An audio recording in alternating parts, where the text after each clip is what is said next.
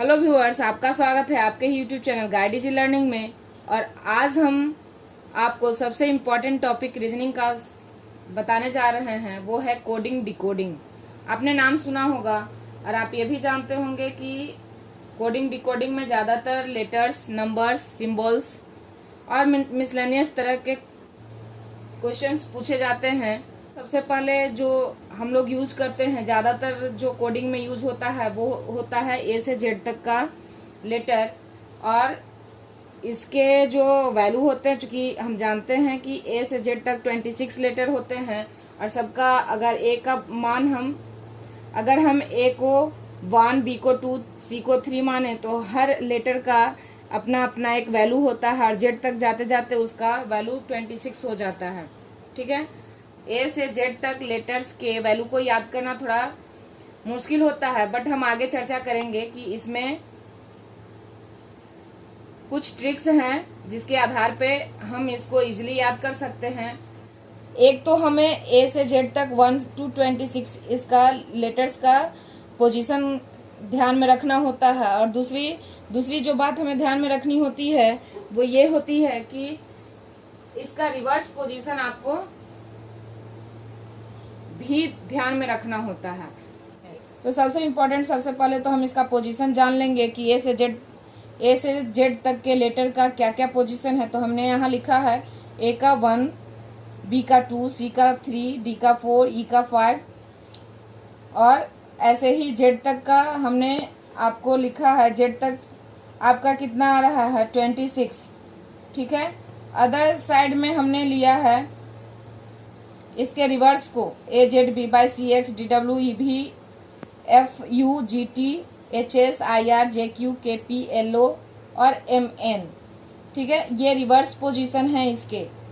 तो जब हमें ए से जेड तक का पोजीशन याद होगा, ए से जेड तक का पोजीशन अगर हम याद कर लेते हैं तो हमें इसके रिवर्स को याद करना इजी हो जाता है।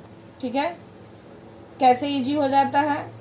तो ए और जेड को आप देख रहे हैं, ए का वैल्यू 1 अगर हम लेते हैं और जेड का पोजीशन क्या है, ए का पोजीशन 1 है और जेड का पोजीशन 26 है। फर्स्ट पोजीशन पे ए आता है और जेड जो है 26 पोजीशन पे आता है। तो दोनों का ऐड कितना आ रहा है?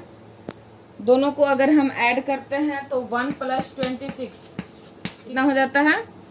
27 हो जाता है।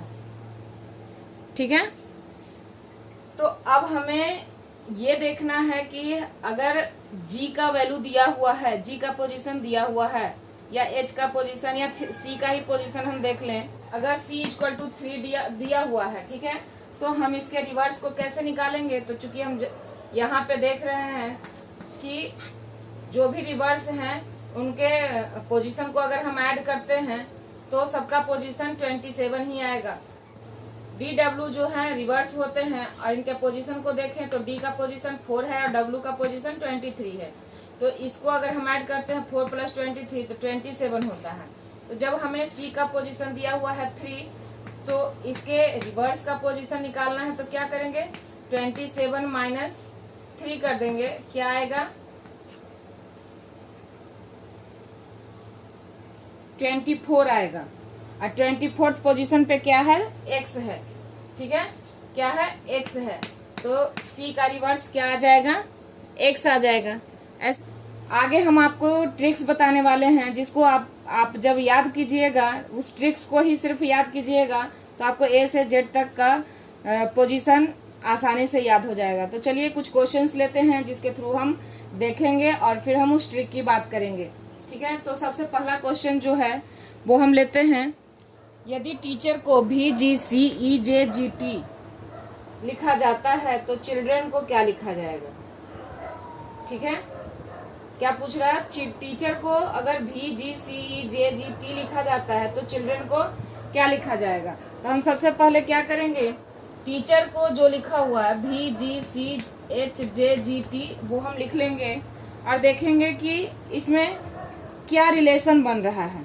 ठीक है, तो हम यहाँ देखते हैं कि T 20 पोजीशन पे है और V जो है 22nd पोजीशन पे है।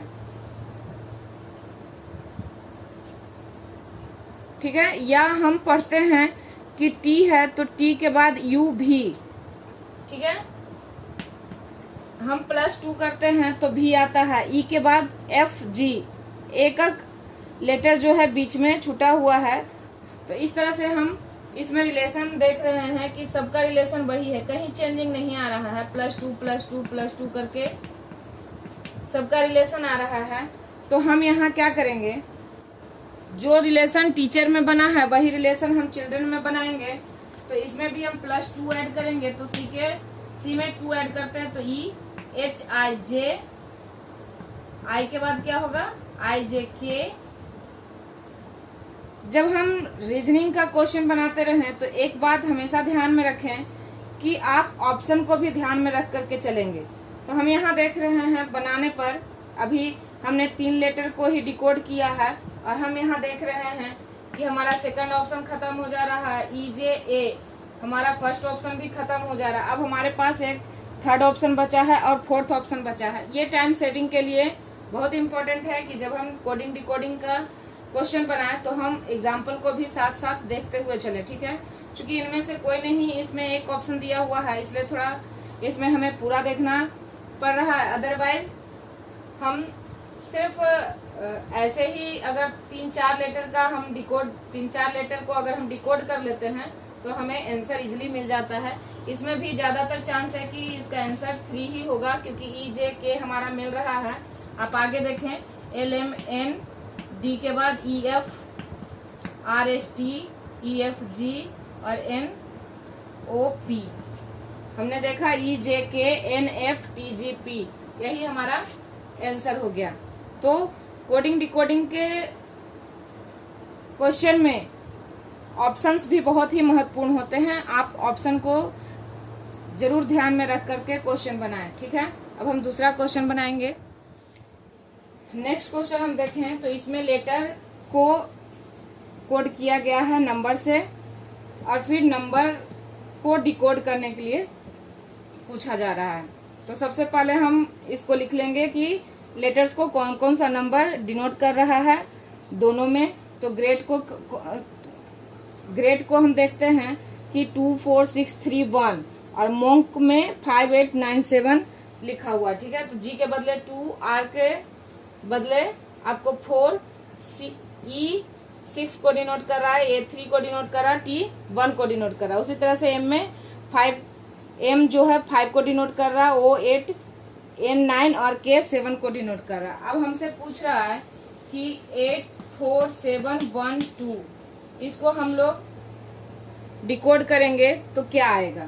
तो हम देखते हैं कि 8 लिखा हुआ है, तो 8 यहाँ हम 8 नंबर को खोजेंगे कि 8 कहाँ लिखा हुआ है। तो 8 लिखा हुआ है, उसके ऊपर में ओ, 8 जो है वो ओ को डिनोट कर रहा है, तो हम यहाँ क्या लिखेंगे, ओ लिखेंगे, ठीक है। स्टार्ट में सारे ऑप्शन में ओ है, इसलिए हम किसी को यहाँ से नहीं छाट सकते हैं, अलग नहीं कर सकते हैं। अब 4 को हम देखेंगे कि 4 को कौन डिनोट कर रहा है, तो 4 को आर डिनोट कर रहा है, ठीक है।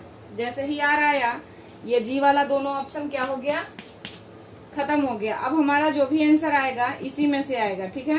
तो अब हम देख रहे हैं कि थर्ड में जो लेटर है वो ए है और के है। तो 7 का हम देखेंगे, 7 को के डिनोट कर रहा है हमारा यहाँ। जैसे ही ओ आर के आ रहा है, हमारा ऑप्शन जो है थर्ड ऑप्शन वो आंसर हो जाएगा, ठीक है। तो हमें ये दोनों नंबर्स को भी लेटर्स के फॉर्म में डिकोड करने की जरूरत नहीं पड़ती है जब हम ऑप्शन को ध्यान में रखते हैं, और हमें इजी वे में क्या मिल जाता है, आंसर मिल जाता है। आप देख रहे हैं इस तरह के क्वेश्चंस आपको पूछे जाते हैं, रेलवे में भी पूछे जाते हैं, आर्मी नेवी, यहाँ तक कि यूजीसी नेट वगैरह के जो एग्जाम होते हैं उसमें भी इस तरह के कोडिंग डिकोडिंग का 1-2 क्वेश्चन जरूर होता है। तो कोडिंग डिकोडिंग बहुत ही इम्पोर्टेंट टॉपिक है, इसको आप अच्छे से समझ जाइए। हम अभी 1-2 क्वेश्चन और करेंगे और उसके बाद हम नेक्स्ट वीडियो में आपको दूसरे तरह के क्वेश्चन को कोडिंग डिकोडिंग का ही और जो क्वेश्चन होंगे जिसको हम इसमें टच नहीं कर पाएंगे, नेक्स्ट वीडियो में हम उसको टच करेंगे, ठीक है। नेक्स्ट क्वेश्चन जो हमने लिया है उसमें पूछ रहा है कि यदि 98765 का प्रतीक WORAC